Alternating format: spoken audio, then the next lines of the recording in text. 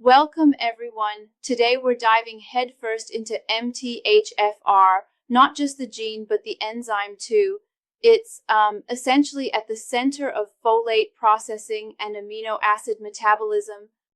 Exactly. So MTHFR stands for methylenetetrahydrofolate reductase, right? And it's pretty critical for converting homocysteine into methionine, which, as we know, plays a key role in protein synthesis and detoxification. Right on.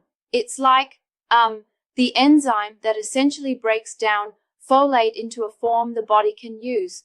Yep. And when there are mutations in this gene, often the C677T or A1298C variations, it can really impact its efficiency. Interesting because, those variations can lead to elevated homocysteine levels, which we associate with a higher risk for cardiovascular issues and even some pregnancy complications. Would you say that's the main concern? Absolutely, it does raise some flags. However, it's important to remember not everyone with these mutations suffers adverse effects. It's a bit like having a slippery slope, but not always taking the fall. Yeah, that makes sense. And isn't there also this idea of heterozygous versus homozygous mutations? I mean, if someone is heterozygous, they have one mutated allele, while homozygous means both, so the enzyme's activity is more severely affected, correct? Exactly. For instance, individuals with a homozygous 677T mutation, sometimes referred to as T677T, experience a much more pronounced reduction in MTHFR activity. And then there's compound Right, got it. heterozygous, meaning one mutation on each of the two different positions, which adds another layer of complexity. That's so intricate. But here's a challenge.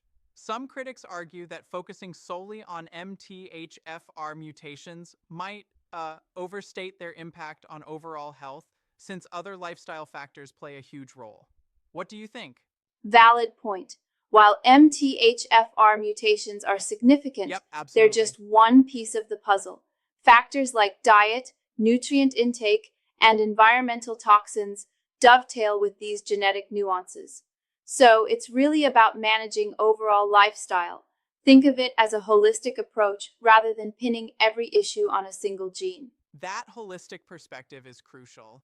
And speaking of management, the recommendations around supplementation are pretty interesting too. Methylated forms of B vitamins and avoiding synthetic folic acid can really help the body function despite these mutations, right? Exactly. By switching to, say, methylfolate instead of folic acid, individuals can bypass the flawed conversion process inherent to a defective MTHFR enzyme.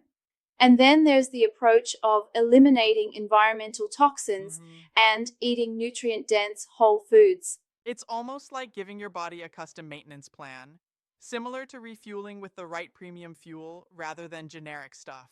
Perfect analogy indeed.